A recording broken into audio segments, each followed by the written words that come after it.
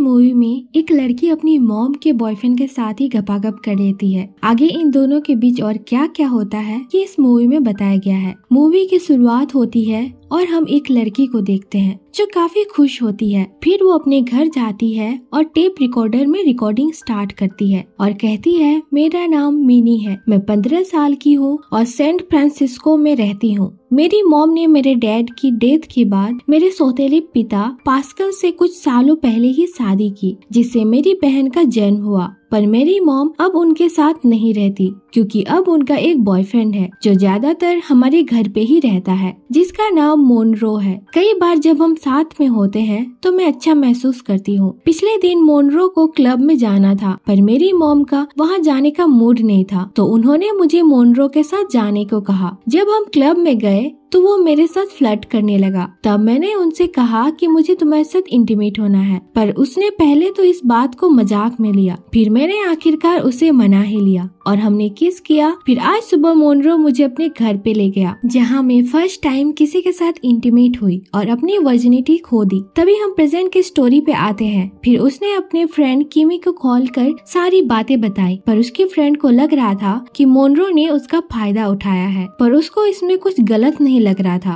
तभी उसे लगता है कि दरवाजे से उसे कोई सुन रहा है, तो वो दरवाजा खोलती है जहाँ उसकी छोटी बहन होती है। मिनी को कई बार लगता है कि उसके लाइफ में भी कोई हो जो उसे प्यार करे, उसकी केयर करे, पर वो काफी अकेली थी। आगे फिर एक दिन वो रिकॉर्डिंग करती है, तब वो कहती है, मैं अब तक मोनरो के साथ बार बार इंटीमेट हो चुकी हूँ और उसे उसमें काफी मजा आ रहा था और अब वो काफी खुश रहती है। पर मोनरो अब इन सब को रोकना चाहता था, पर मैं इसे ऐसे ही रखना चाहती हूँ। मैं अब सेक्स के बारे में काफी सोचती हूँ, मुझे कॉमिक्स भी वैसे ही पसंद आती है। फिर एक दिन उसे अपने सौतेले पिता पास्कल का कॉल आता है, जो उसकी काफी केयर करता है और उसे अपने पास रहने को बुला रहा होता है, पर मिनी नहीं जाना चाहती थी। आगे हम मिनी को उसके स्कूल में देखते हैं, जहाँ वो एक लड़के से मिलती है, फिर उसके साथ उसके घर जाती है, जहाँ वो दोनों गपागप करते हैं। आगे मोनरो को मिनी की हरकतें देखकर लगता है कि वो किसी और के साथ भी गपागप करती होगी, इसलिए वो मिनी के स्कूल जाता है और उसे अपने साथ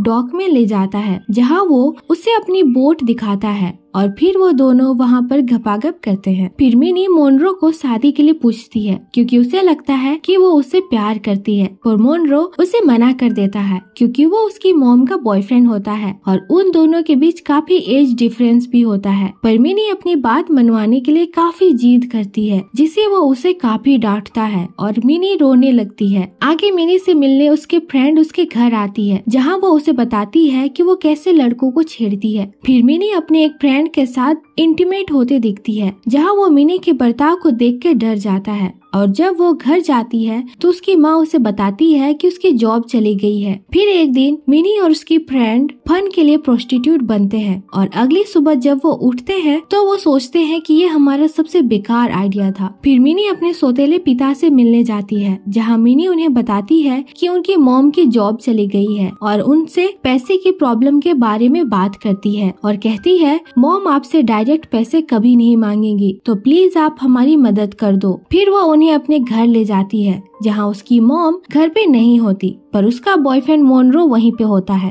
जिससे वो वहाँ से चला जाता है। फिर एक दिन मिनी के घर पे पार्टी होती है, जहाँ उसकी फ्रेंड और मोनरो तीनों साथ में इंटीमेट होते हैं। फिर मोनरो मिनी को कॉल करता है, जो कि बहुत नशे में होता है और मिनी को तब लगता है कि मोनरो भी उससे प्यार करता है। फिर एक दिन मोनरो की बातों से उसकी मॉम को शक होने लगता है कि मोनरो और मिनी के बीच कुछ चल रहा है, पर मोनरो उसकी मॉम को अपनी बातों से समझा लेता है और मिनी छिप के ये सब सुन रही होती है। फिर मिनी और मोनरो अब साथ में होते हैं, तो मोनरो मिनी से कहता है कि हमें ये सब बंद करना होगा और मिनी उसकी बात मान लेती है और उसे किस करने लगती है और फिर वो दोनों गपागप करते हैं। काफी दिन बीत जाते हैं और मिनी मोनरो से मिलने उसके घर जाती है, जहाँ उसके साथ जाके सो जाती है और कहती है, मैं कुछ दिनों पहले एक लड़के से मिली थी जिसके साथ इंटीमेट होके मुझे बहुत मजा आया था। जिसकी बात सुन मोनरो उत्तेजित हो जाता है और वो दोनों इंटीमेट होते हैं। फिर मोनरो उससे कहता है कि वो उसके साथ जिंदगी भर रहना चाहता है, पर अब मिनी उससे प्यार नहीं करती थी। फिर मिनी अपने दोस्त के साथ रहने लगती है। फिर एक दिन वो उसे अपने दोस्तों से मिलवाने ले जाती है, जिसमें एक लड़की लेस्बियन होती है। फिर उसमें बात होती है और वो दोनों किस करने लगते हैं। अगले दिन वो जब घर जाती है तो देखती है उसकी मॉम उसकी ऑडियो रिकॉर्डिंग सुन रही है। अब उसकी मॉम को सारी बातें पता चल चुकी होती है, पर ये सब मिनी की वजह से स्टार्ट हुआ था, ये जान के उसकी मॉम उस पे गुस्सा करती है। आगे उसकी मॉम मिनी को एक बार में बुलाती है, जहाँ उसकी मॉम के साथ मोनरो भी था। उसकी मॉम उन दोनों की शादी करवाना चाहती थी और मोनरो भी शादी के लिए रेडी हो गया था, पर अब मिनी